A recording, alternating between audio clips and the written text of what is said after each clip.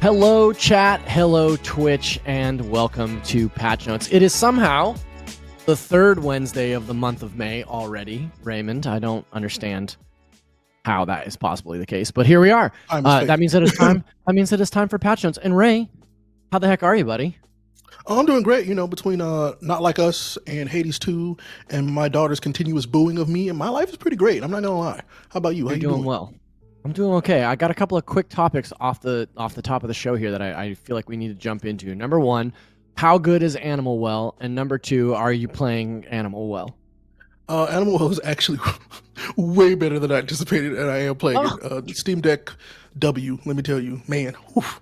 Massive W. Like, completely changed the way that I play video games. Like, I got a Steam Deck, and at first I was like, I don't know, this just seems fine. Now I only ever want to play games there. So, You get it. Valve, By the way, question you're for watching. Thank you. Is it a gerbil or a chicken nugget? That you play as in the Animal Well? Yeah, what is it? It's just like an egg man, I think.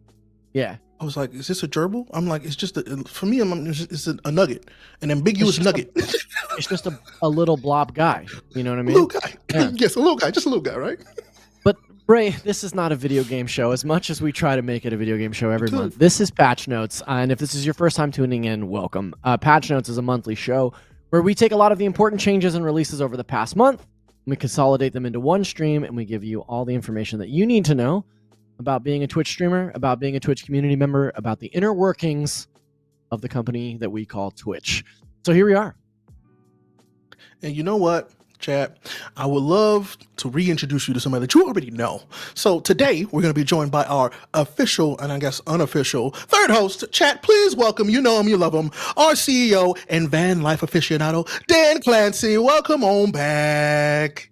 Woohoo! Well, great to be here, Zach and Ray. Always love joining you, and thank you for putting up with me. I haven't outworn my welcome yet, so we'll see if you boot me out one of these days. You'll know it. We'll do it live. You'll be on the show, and then just boom. Yeah. Dan, since you've last been on the show, a poll so then they can just do it in chat.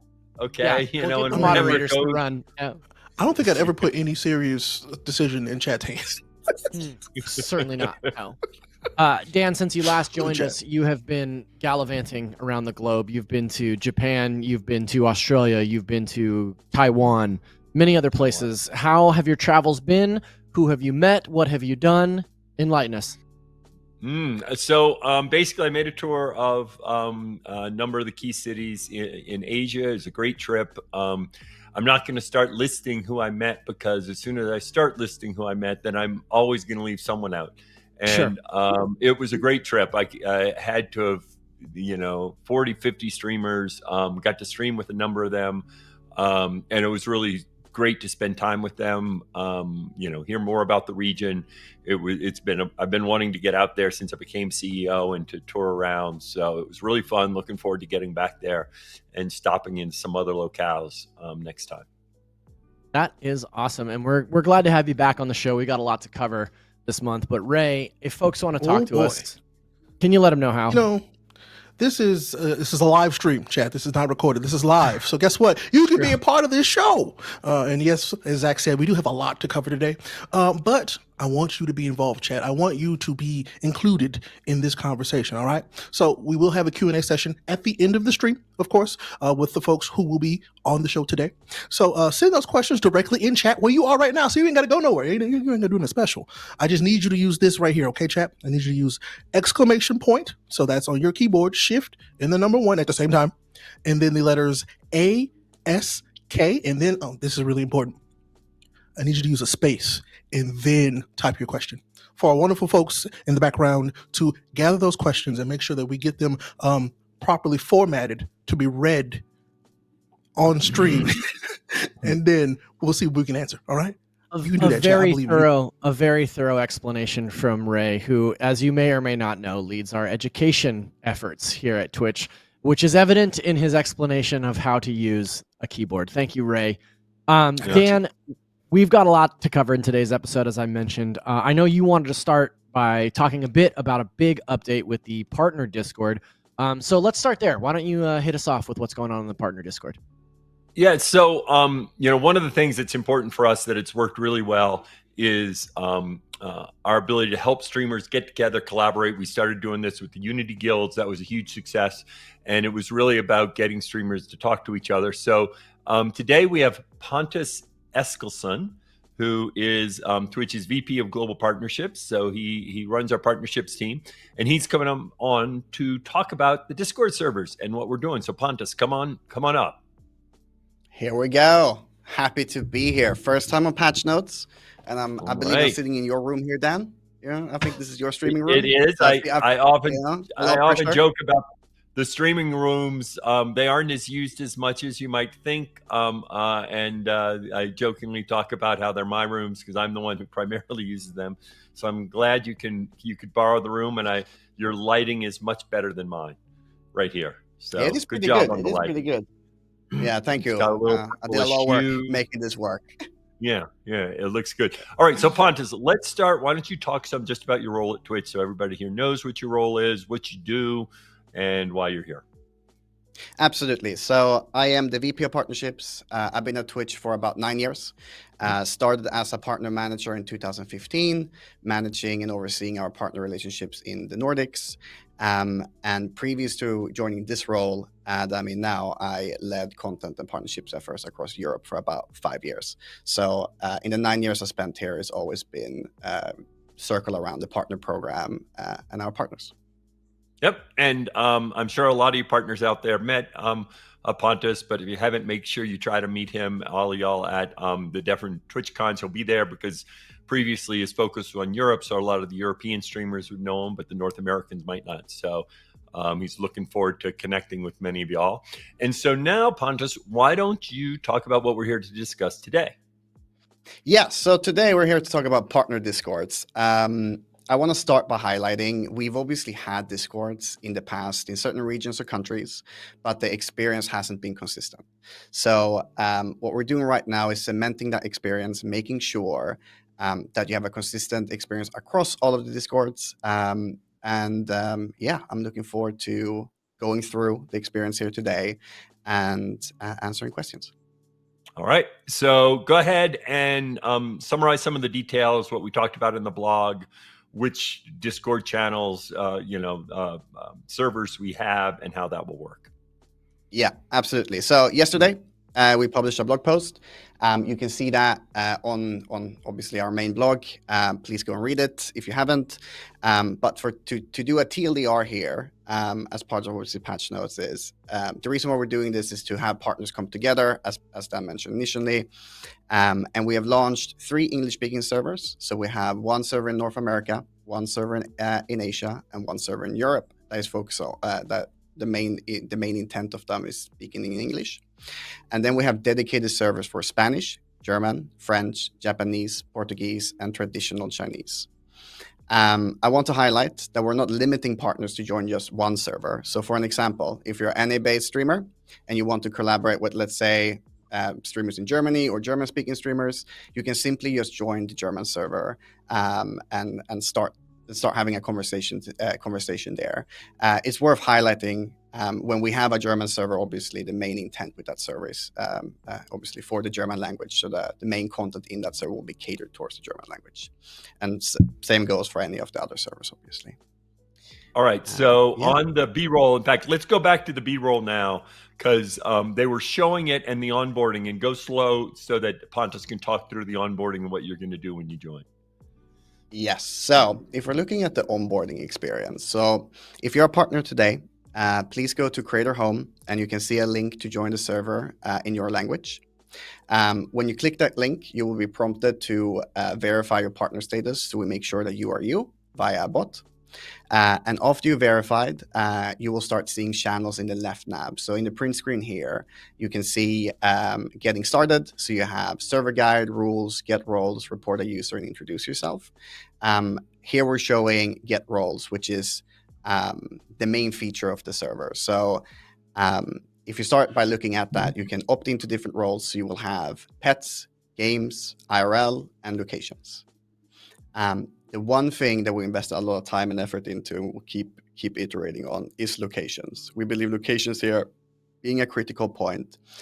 So let's talk a little bit about the locations feature. So if we take the North American server, which is what you're seeing in front of you right now, we have a preset amount. We have a preset a certain amount of states and cities based on based on our partner population. So we took a data-driven approach to be sure that we had some at our launch, in our V1 launch.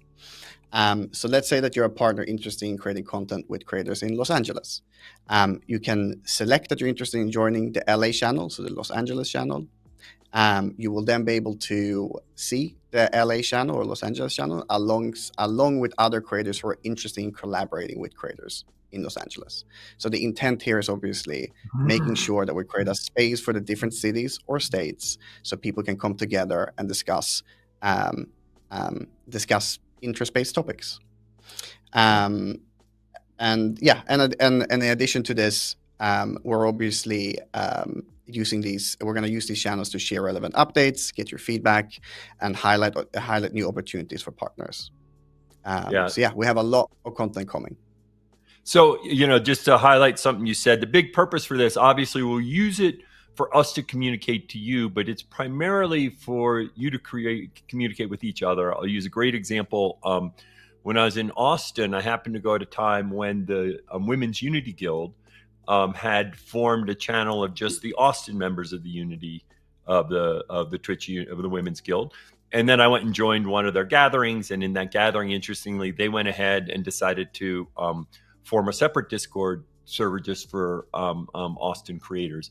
And the one thing that, as I move around, I think the one thing that is most striking is that when we have a gathering of streamers in a given city, how often they are discovering these streamers that live there that they had no idea that they lived there, and they were like, "Oh wow, I didn't know you. Oh, you live a mile from me." Well, that's cool because I think, well, obviously we all love spending time streaming on Twitch, but we also like to make connections with people in the real world, and so hopefully this will allow either by location or shared interest, and we're going to keep expanding.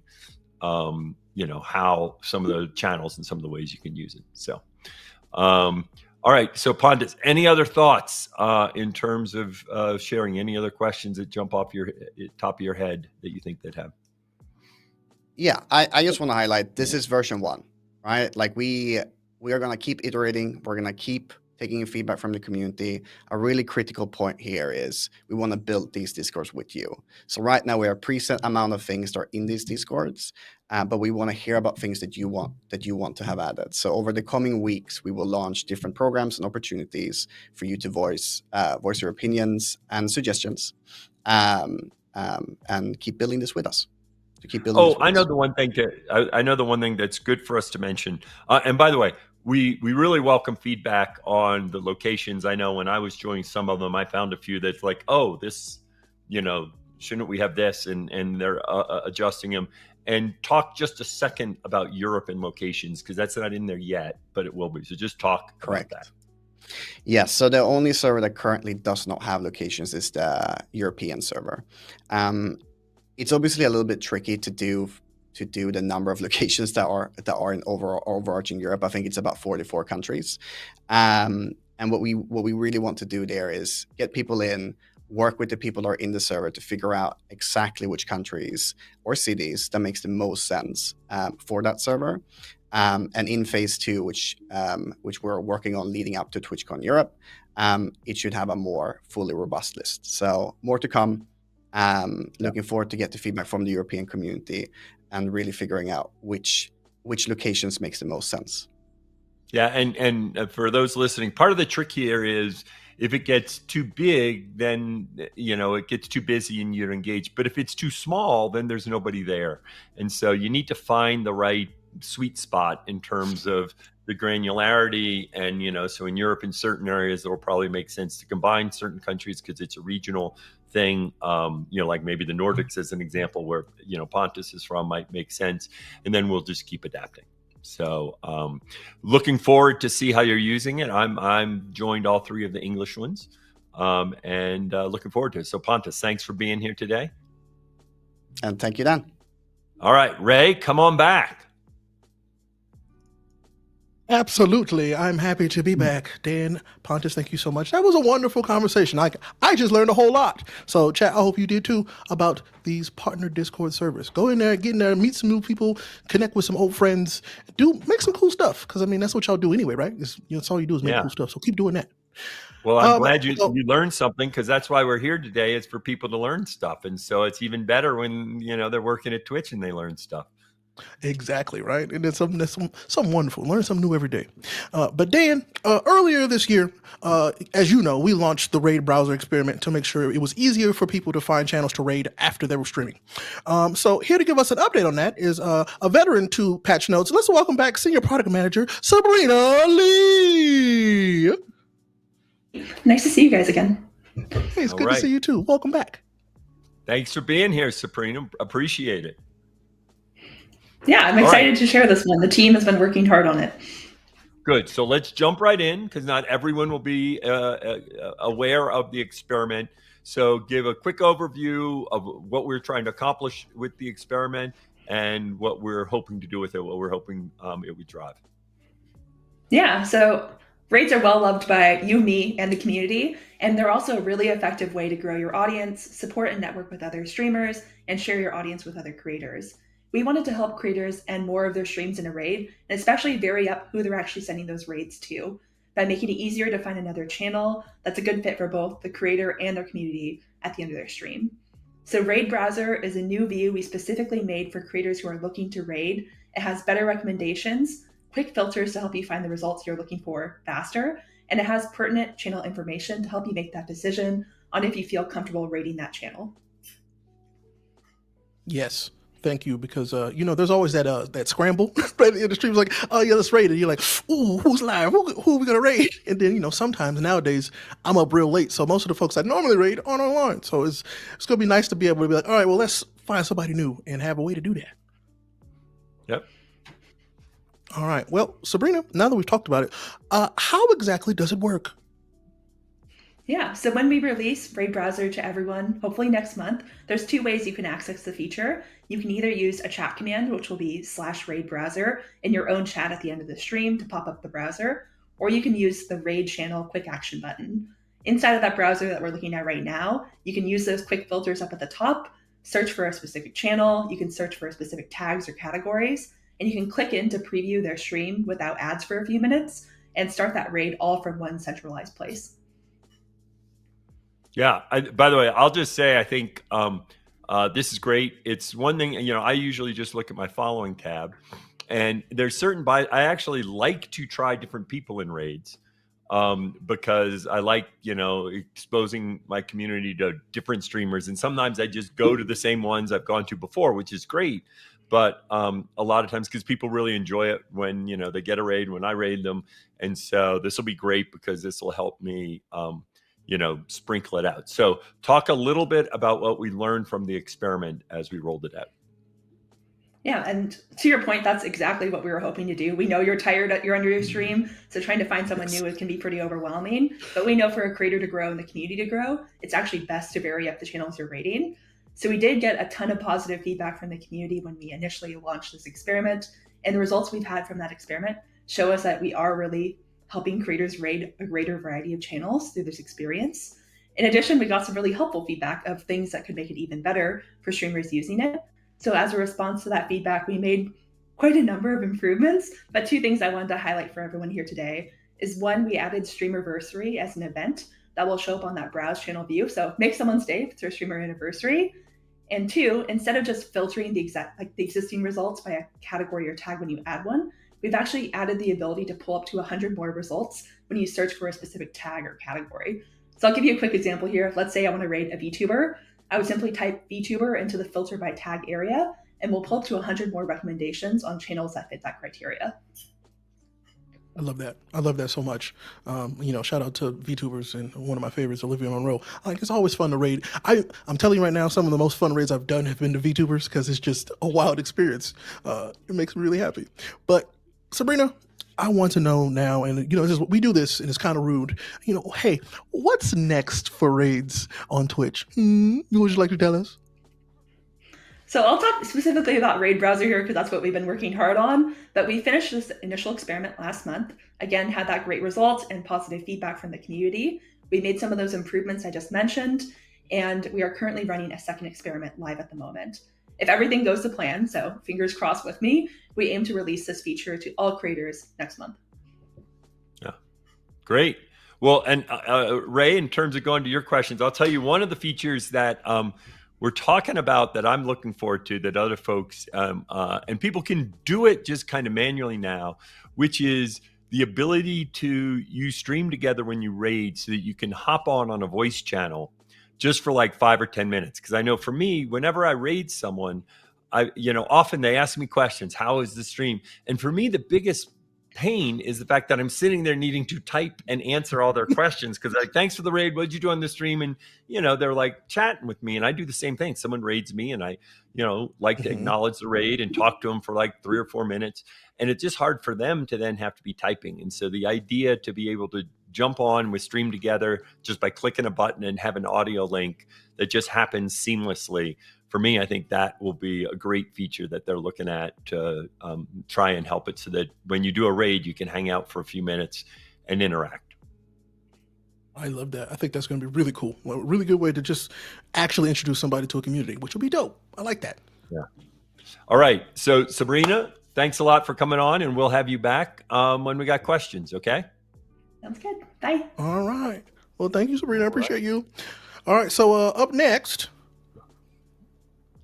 Oh, it's Dan. I guess I'm going to say up there. Oh, there we can hear Ray. They almost cut him off, but I guess I should say what's up next. So up next, we've got Adam Butterfoss, who's the Senior PM on Community Engagement and Discovery. And Adam, come on up. And so earlier this year, I announced our plans to redesign the Twitch mobile app.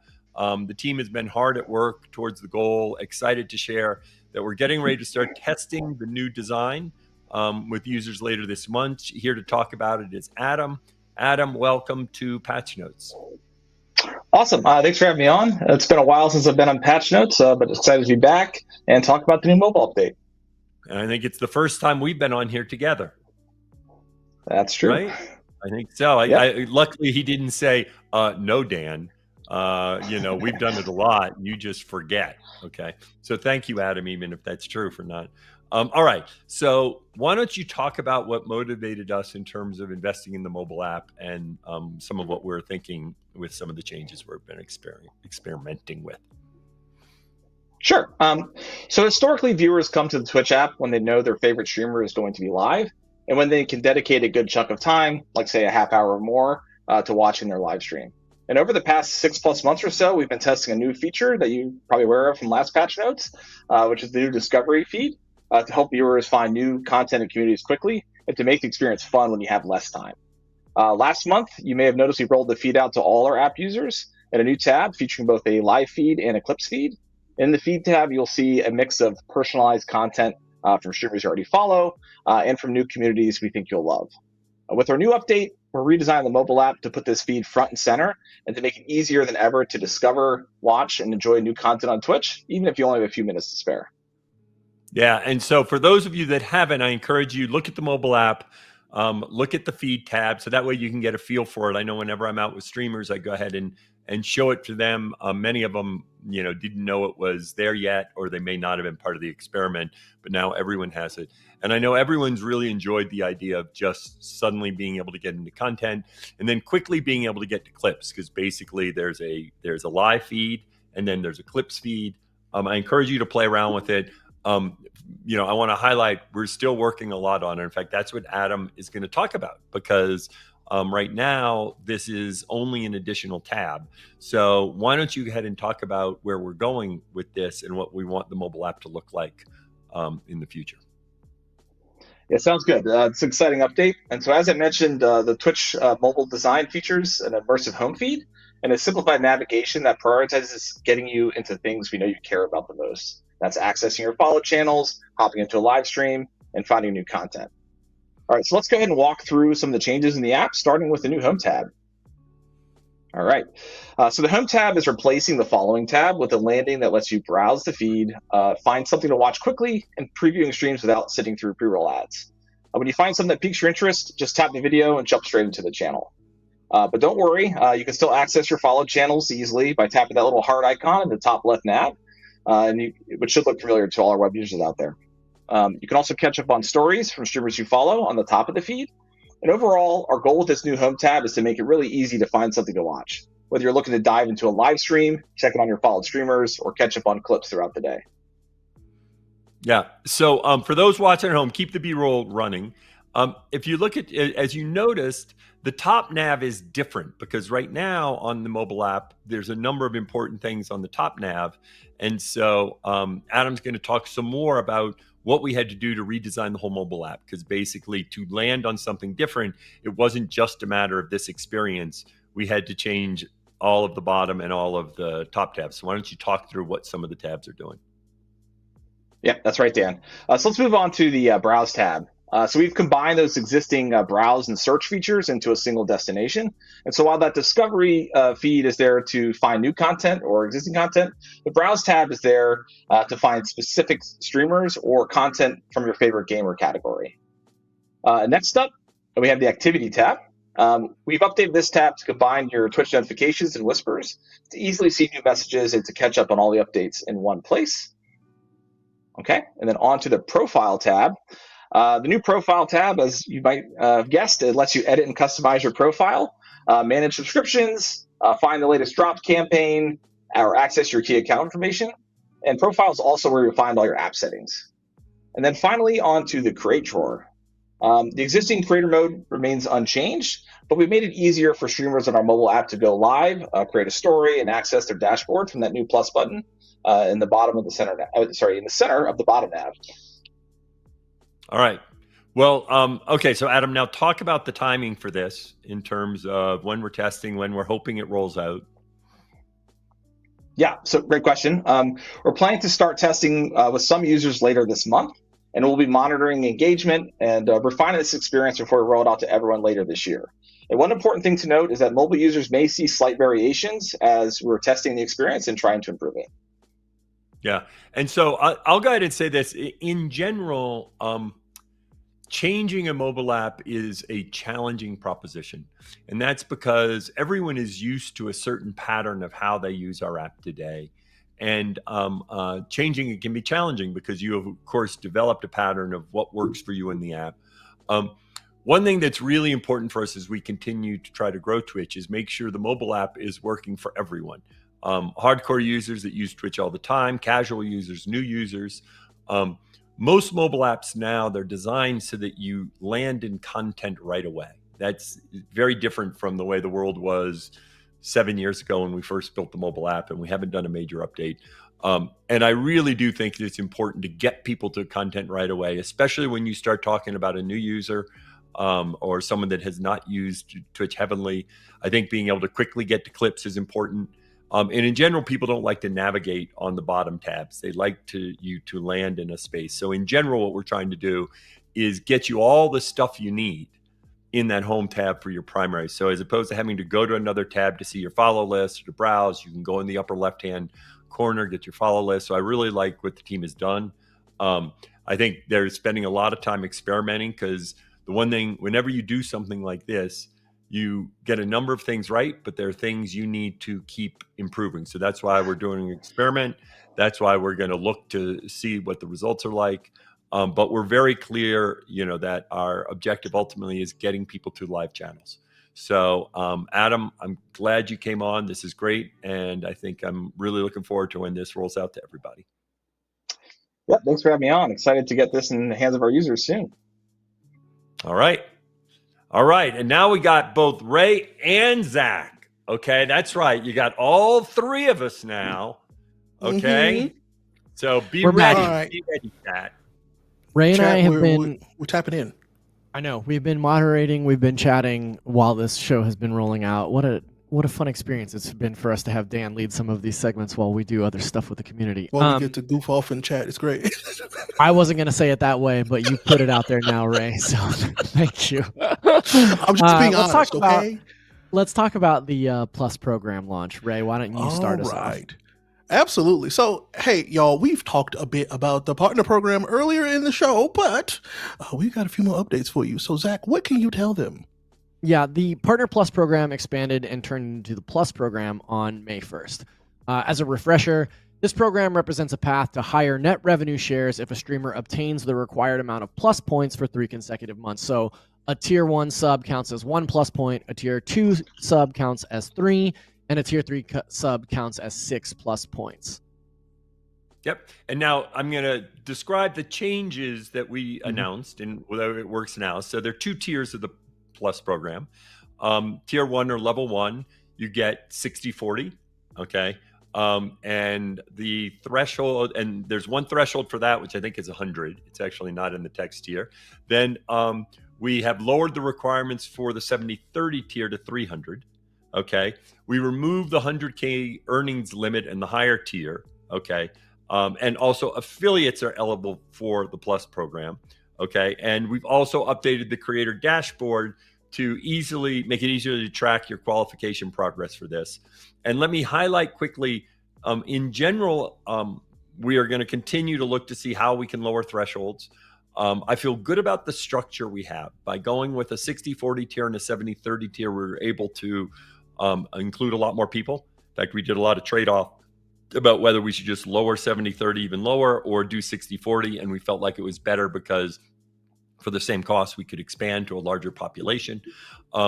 And in general, what we want to keep moving towards is for those people that are funding their life, a portion of their life through Twitch, we want to make it easier for you to sustain that because streaming is one of these things that once you build community, you want to continue doing it. And many people have been streaming since Twitch started, and 10 years from now, many of those people will still be streaming. So you need to be able to support yourself.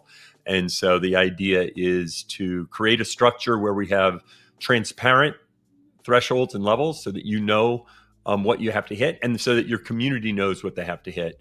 Because I've seen a great deal of support from the community to try and encourage you, try and help their streamers hit these thresholds. So far, it's been a real success. I do love to hear that. And, speaking of success, so I've got some numbers for y'all, chat. We like to have numbers sometimes attached to these things. So the number of streamers earning a higher rev share in the new program, they expanded by 360%. 360% from when it was just the Partner Plus program. And that means now more new streamers will be qualifying every month with these changes. So I think that's dope. Like, more money for y'all is great news. I love that. Just to pull back the curtain a little bit, we clearly have some talking points written down on our run of show, the things that we want to discuss for each of these segments.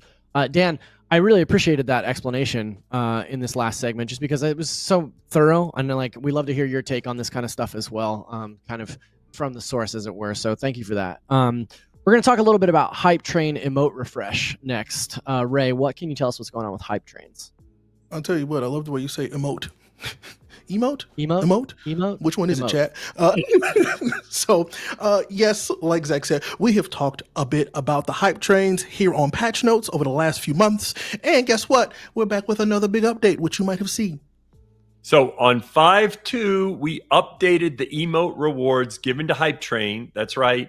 Contributors for the first time in 2.5 years. All right. So there are 30 new emotes that were dropped, and they're known as categories collection and inspired by some of the most popular types of streams on Twitch. Each category, and I think this is particularly cool, each category was designed by an artist from our community, and they were highlighted as part of the announcement. So let's take a look at some of these artists in particular, starting with the category of music.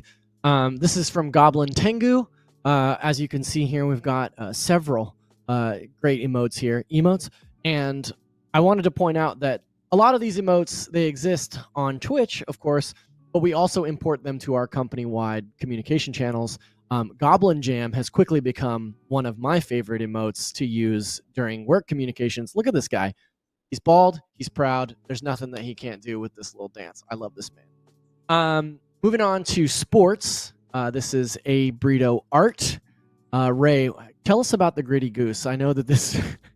what else do I need to say about the Greedy Goose? What else I need to say about the Greedy Goose? Greedy Goose is the greatest, all right? It's the best one. I don't care what nobody says. Greedy Goose that's my goat right there. Greedy Goose has also become a big hit within the Twitch comms channels. Also, shout out to Let me see them Greedy Abrito Gooses Art. in chat. Let me see them. Show them off. Shout out to Abrito Art, who was prominent in our St. Jude live stream last month for Twitch Public Access. I'm really sorry for making you cry. I'm very sorry. We did make them cry, but in a way way that was celebratory. Congratulations. True, but I didn't. I'm sorry. I felt bad. For games, these comes from the artist. These come from the artist Lumpy Touch. You missed emote here. The golf, the putt with the missing action is just. Look at it. It's perfect. It's very explanatory. It's good. You can use it to troll so hard, and I'm sure that I will. Dan, which of these games category emotes do you think you'll get the most use out of? Well, that's what I actually was, just because I realized for whatever reason I wasn't logged in and I wanted to start using them. Okay, and I'm kind of liking Danger Dance there. Yeah, Danger Dance is a good one. Yeah. He's got the moves. He's got the tools. He's got the talent. I like it too. Our friend RSS also loves Danger Dance a lot. Yeah, that's fitting for RSS. Food and drink coming from Noir Punk. These are very cute. I'm really enjoying Mega Consume here. IRL chatting coming from Simon Red. Oops, we skipped one. Go back. There you go. I think the clear winner here is Henlo. Look at how cute that guy is. Just giving a little wave. I mean, they're all cute. I'm not going to take that from any of them. They're all adorable.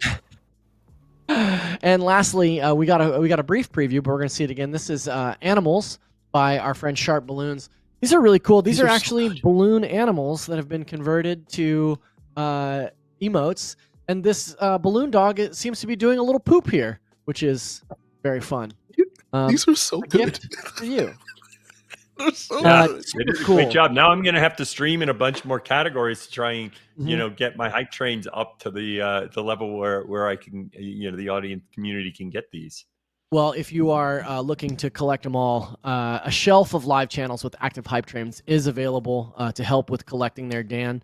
I just think this is a really cool opportunity. Like, I love the idea that we reached out to community artists to create some of these emotes, and they really did a great job. Like, all of them just really knocked it out of the park. So congrats to the artists, and we'll look forward to using some of those both here on Twitch and in our internal communication channels. Look for the you missed golf putt often from me, Ray and Dan. We've got that's not the only emote update that we have. We do have one more emote, and I wanted to toss to Dan for this very important emote update. Dan, take it away. We do, and I'm glad I'm here, because otherwise, I wouldn't always know about these things. A lot happens here, without my attention. So we wanted to share an update on how emotes are evaluated for approval. Before now, the guidelines we use to evaluate emotes requests were pretty different from other policies in our community guidelines. And we realize this may have caused confusion, as it wasn't always clear how we made these approval decisions. So we're adjusting our approach and bringing our emote guidelines more in line with the rest of our community guidelines. So in particular, emotes that feature shaking butts, commonly referred to as twerking, but we'll just call them shaking butts, are now permitted under our guidelines. And I know I've had some people reach out to me. I know I've been working with the team to try and make sure that our emote guidelines are kind of in line with where things are now overall in terms of what emotes we allow and what we don't. Every so often when you're working at Twitch, you get an opportunity afforded to you that you really got to take advantage of. And asking our CEO to politely talk about twerking butt emotes is one of those great joys that I've had in the last week. So thank you, Dan, for that update. Let's have Dan do this one. I know who will handle this one. I hate to tell you, that was exactly my thought. Yeah. And now, but luckily you didn't try to get me to twerk on screen, so that's good. Oh no, I wouldn't do that to you. No. No. But ultimately, the bottom line is, like, our emote guidelines, we continue to try and make them more clear regardless of what the emotes are. So thank you for that update, Dan. We are going to move into our Q&A section at this point. I saw a lot of great questions coming in from folks across a number of different topics. But let's hop into some Q&A right now, and we'll start with some questions for Pontus. Pontus, this first question comes from iCraw Baby. With the new partner Discord, are the old feedback channels archived, or would they be coming back from the future? Why or why not? That's a great question. So as I mentioned up front, was that we did have partner Discord channels in some regions or countries. Some were dormant, some were really active, and as a byproduct now, when we obviously created a global framework for it, we did archive some of the older channels. We would love to get feedback if there were some channels that you found really, really helpful, and we will take that into consideration. Awesome. We got a couple more for you as well. Let's take it to Dan. You want to take this next one? Yeah. So, so from the Angry Pit, do you envision having Discords for affiliates also, Pontus? Yes. So that's a really, really good question. So we start with partner Discords, and then we're going to take all the learnings there and evaluate what the next appropriate steps are. We have discussed for affiliates, but it's we really want to start with the partner Discords and take learnings, and then look to how to expand after that. Yeah, the tricky thing with Discord is a good Discord server is really powerful. A bad Discord server that's not managed well is noisy and doesn't meet the needs. And so I think it's really important for us we did this with the Unity guilds as well. We started with partners. We figured out how to expand. I think that was a good move. But we need to make sure we can run these partners because that's of a certain size, whereas the affiliate ones is 10 times bigger. And so if we don't fully understand what it takes to moderate and make sure that these are useful for you, it'll just be mostly noise. So definitely want to support our affiliates to find and engage with other streamers as well. All right. So Pontus, last question for you. Comes from Ash Said Hi, incredible person, even better streamer, as I can say. So yeah, it's true. We do love Ash. Wait, she's a better streamer than she is a person. You're saying incredible person. You said, I ain't saying it. I'm just saying. I think that's what you said, Ray. Okay, I ain't say it. I ain't say it. She's a wonderful person, but she's a better streamer. So Pontus, can you share any information about the emails that went out regarding partner managers? Is there insight into metrics for people who are eligible to keep their manager versus people who lost them? This greatly impacts our opportunities, so hoping for any insight.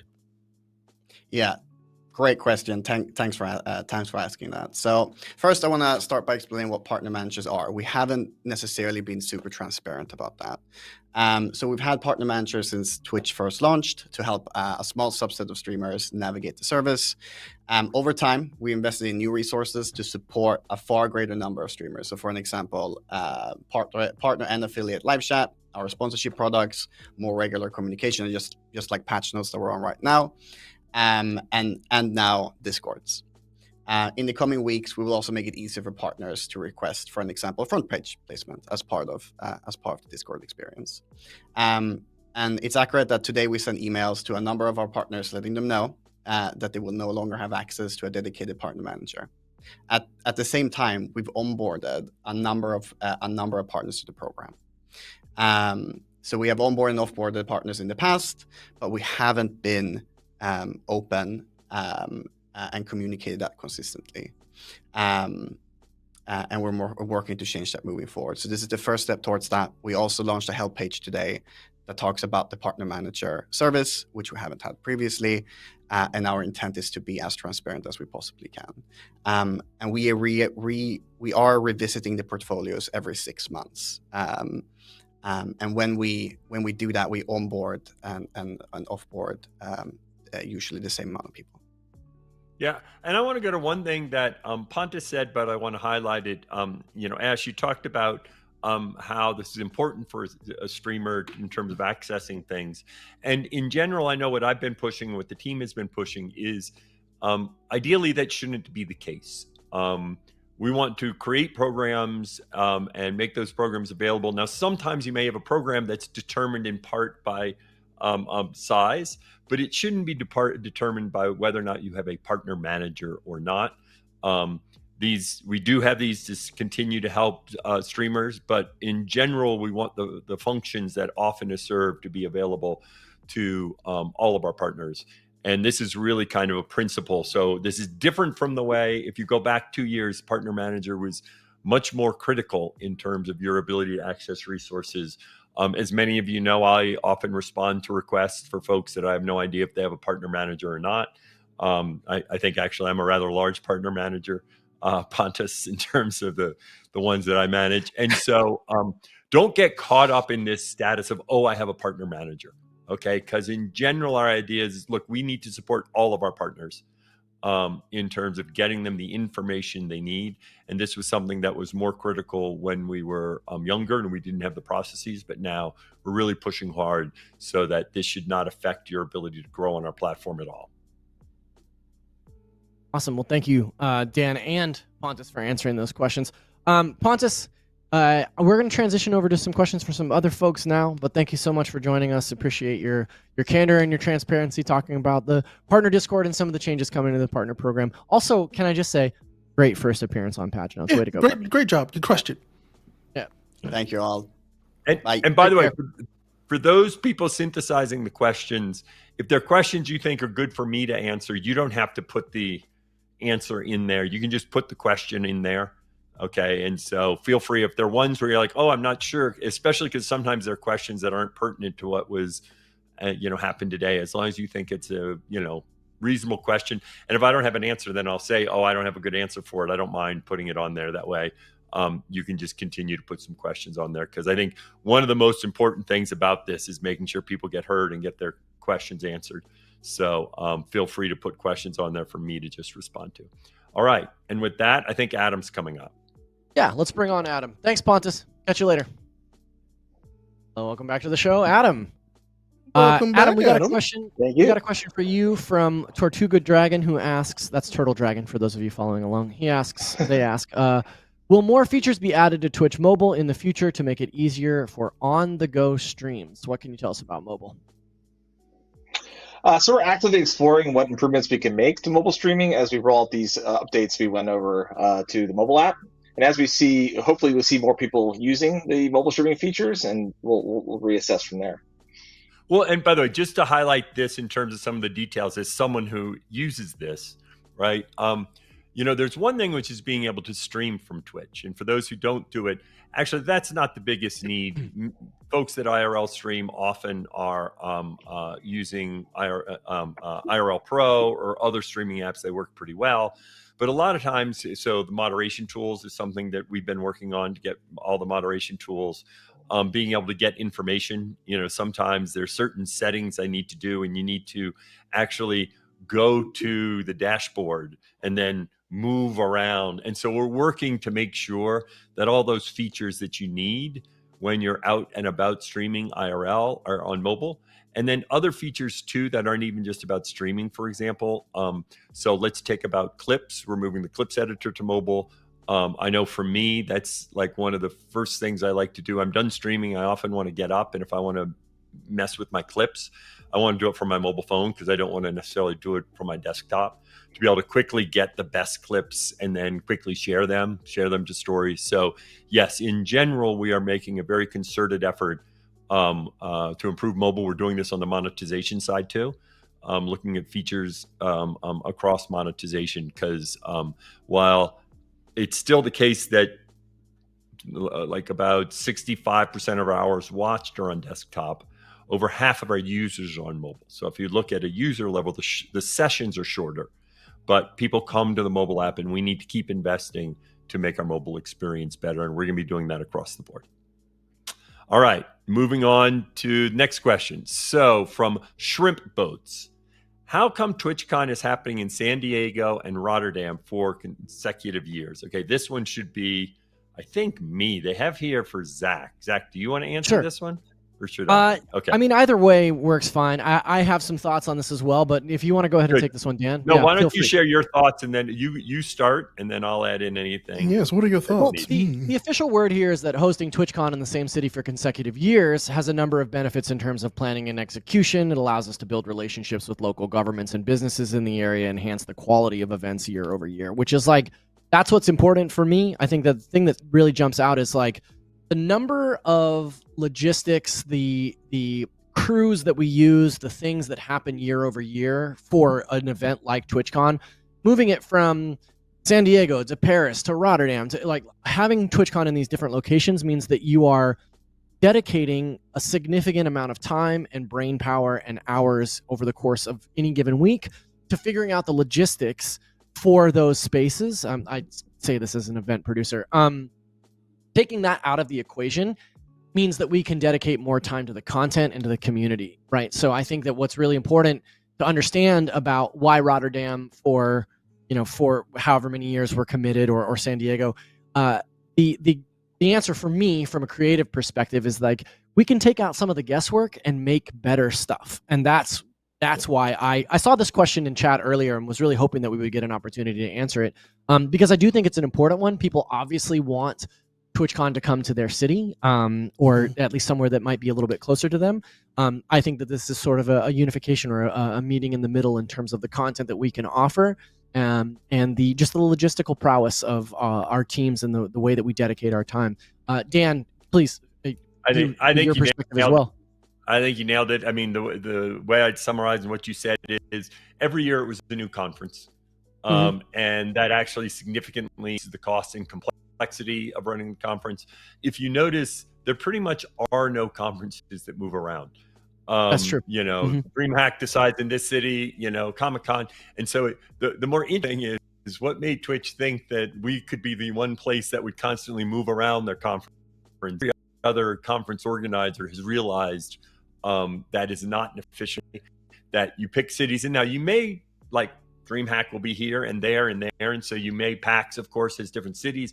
You may be able to run it in different cities, but you build stable ones, and then you expand. And so excited to be going to Rotterdam. I know traveling distances can be hard, but in the end, luckily, Europe is actually situated quite well.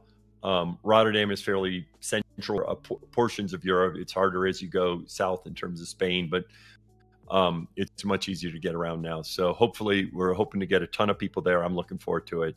And I'm looking forward to kind of building a habit and going back. Yeah. We do have a couple of questions for Sabrina, so I wanted to make sure that we gave the time for her to come back on and talk to us a little bit about raids. So why don't we welcome Sabrina back to the show? And thank you to Mark, our technical director, for bouncing around with us on some of these calls. You're doing a great job, buddy. Good job. Sabrina, this first question comes from Pin R&D that says, one thing I've tried implementing is raid voting system in chat. Has that been considered? It's a really interesting idea. We've considered it, but some of the research and the data we see from raids is that most creators really want to make sure they have the control over who they raid. So it's not a feature that we're actively building at this time. I personally think it's a great idea to do with your chat, and especially with the raid browser, you can actually pop out the raid browser into a new tab. Maybe you can screen share that, pick a couple channels together, and start a poll, and then raid that target. Okay. Awesome. All right. Well, I have another one for you. This one comes from Conquering Souls, which I'm assuming is about Souls-like games, hopefully. Is there a way to fix the raid out option menu? It takes too long to raid out when looking for a streamer to raid out to. I believe what they're asking about is the raid's countdown timer. Apologies if I'm wrong. Let me know in chat exactly what you mean.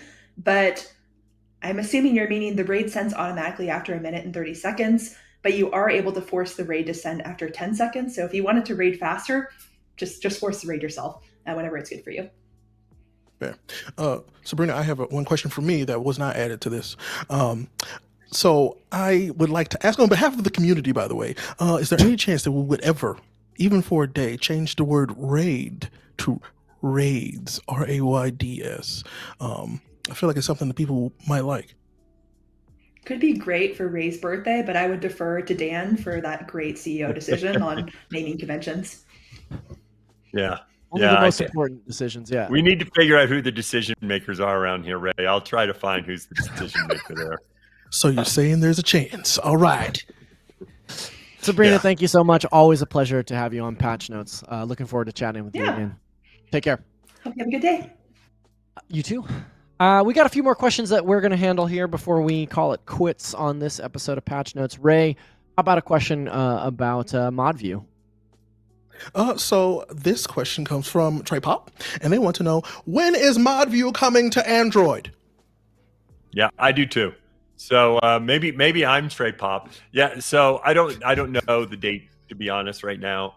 Thing we have on the roadmap. I'm not in details in terms of what that timeline is, but it's something we need mod view on Android. I'm an Android user myself, so and a lot of streamers are Android users, so I think that's going to be very important. Yeah, we've actually gotten this question quite a bit in a few different places. So I'm hoping that we get an update on that soon.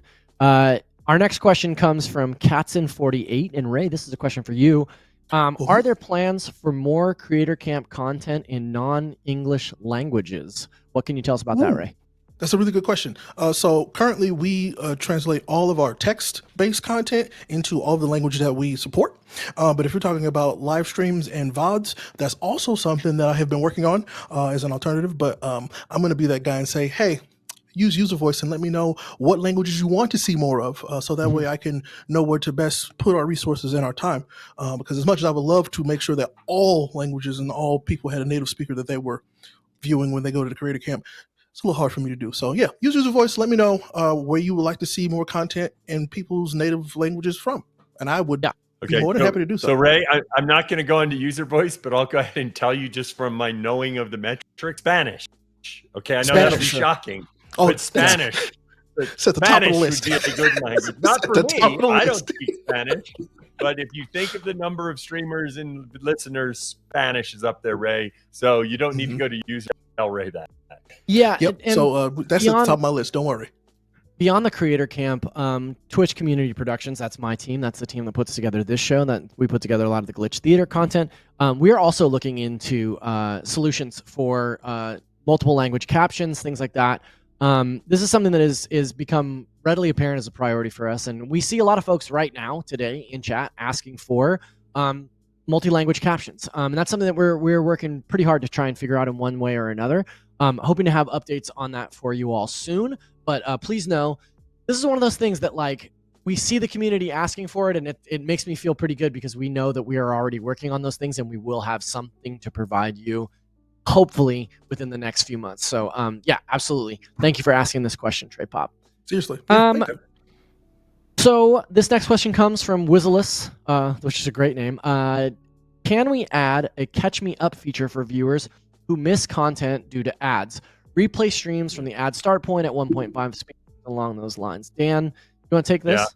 Yeah, it's a question we commonly get, and it's one of those features that I know I would enjoy.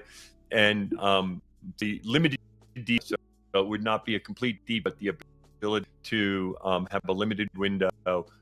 There is cost in this, given the number of streams we have, to make sure, just because of the way our back, it's not free. Because in terms of being able to have access, because our VODs are separate pipeline. So it's something we'd like to do. Lots of folks in user voice have mentioned it. And so it's definitely something that we're looking at to see how we can do this and when we can do this.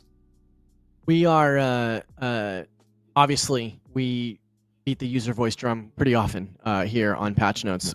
User voice is where we love to point people for feedback. That is a direct line. I see a lot of people, in a couple of different public spaces, or I should say social spaces, asking about like who's really looking at the user voice channels and like where does that feedback actually go? It goes to us. Like we see that stuff and we acknowledge that it's there, and we want to start making moves on that where we can. So if you want a direct line to the folks at Twitch, user voice is your best bet.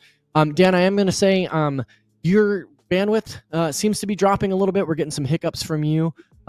Just so you're aware, we're probably gonna have Ray field a couple of these answers here, unless you're marked here. But I just want to put this next question out to Ray. Zori asks, I would really like to see improvements to encourage the uses of Stream Together. I find that I don't see enough creators using it or working with it, which makes it harder for others to try it out and engage with, despite it being a good idea. Maybe additional improvements or incentives to try it out? ? And Dan, actually, I know you're a big Stream Together guy, so I'd love to get your take on this as well. Yeah. All right, why don't you start, Ray, and then I'll jump in.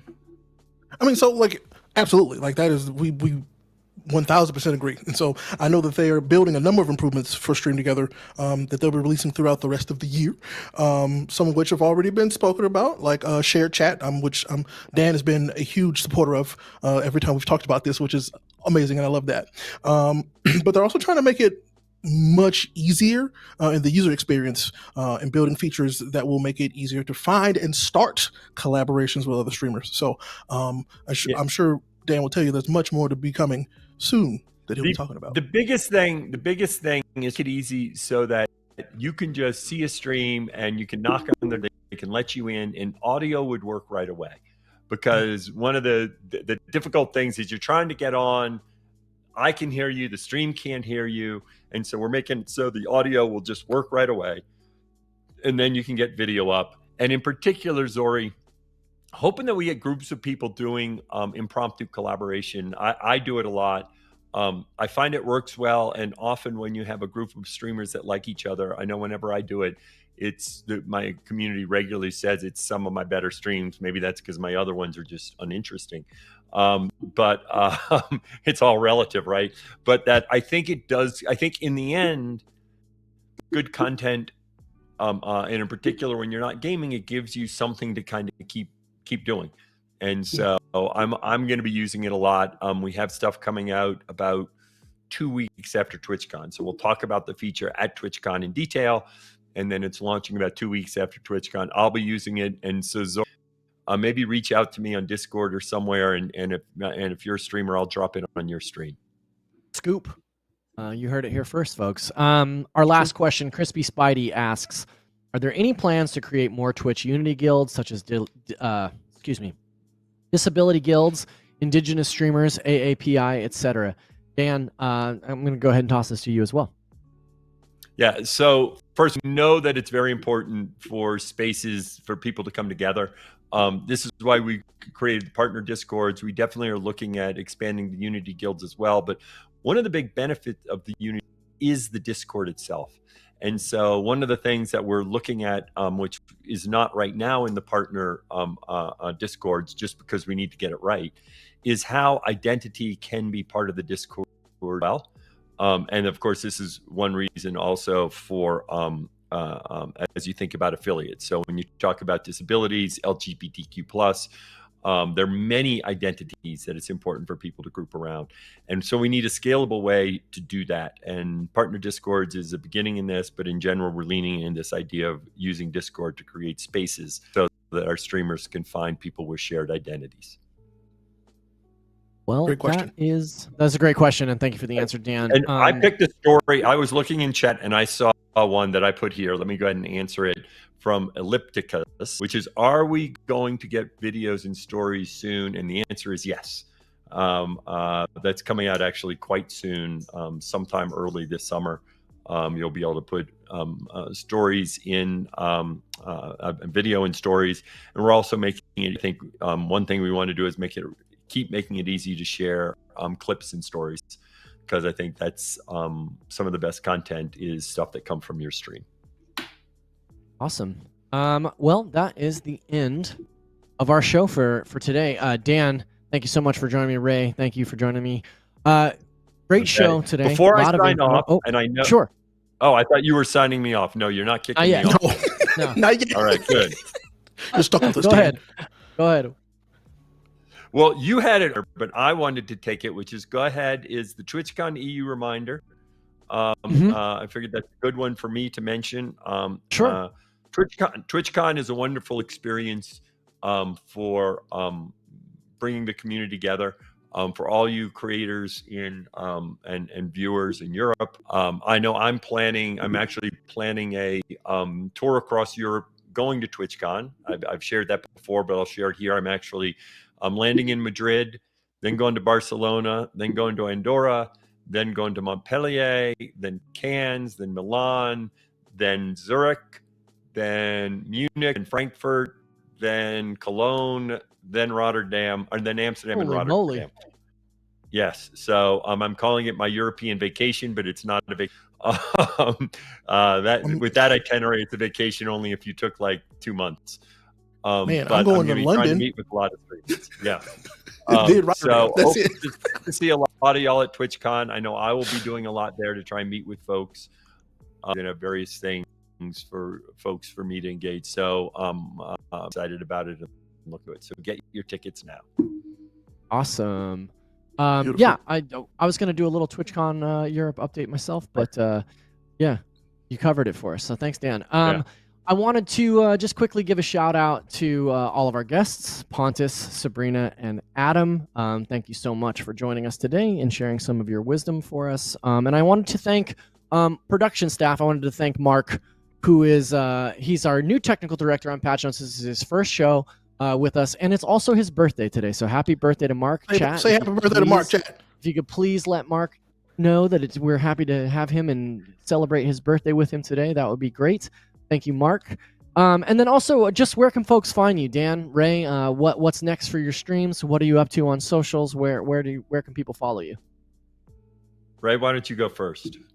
Oh, okay, sure. Well, hey, I'm Ray Apollo. I'm currently raising money for St. Jude.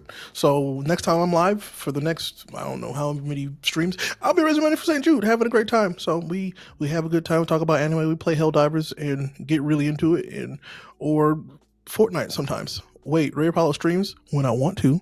That's right. So there you go. That is excellent. Dan, what about you? All right. DJ Clancy is the channel. And I'm pretty sure I'm streaming tonight. In fact, one of the things I might do tonight is with Jeff Girl. We had talked about going around and trying out different AI sites just as a fun thing to do and creating content and seeing what they can do. So, and I don't remember before I go to Europe. Oh, I'll be to go down to LA the week in June, and so we'll probably plan something with some LA streamers the first week of June. And otherwise, I'll be doing my regular stream from home because I'll have like 3 weeks at home till I have 4 weeks not at home. Awesome, right on. Well, thanks again, Dan, Ray, Mark, all of our guests. That's it for Patch Notes. We are. Oh, I was going to ask you when you were streaming next, but then I forgot. My bad. Someday, maybe again, sometime, Ray. Thank you Zach, for that. We're gonna have to bully Zach into streaming again, chat. I almost got away with it. Thank you guys so much for joining me. We are, speaking of St. Jude, we're going to raid our friend Bloody Faster, who's currently raising money for St. Jude. So get in there, tell Bloody that we Twitch sent you, and enjoy their stream. Thank you guys so much. Tune into Patch Notes the third Wednesday of every month, and we'll see you next month. Be good to each other. Bye. Chat.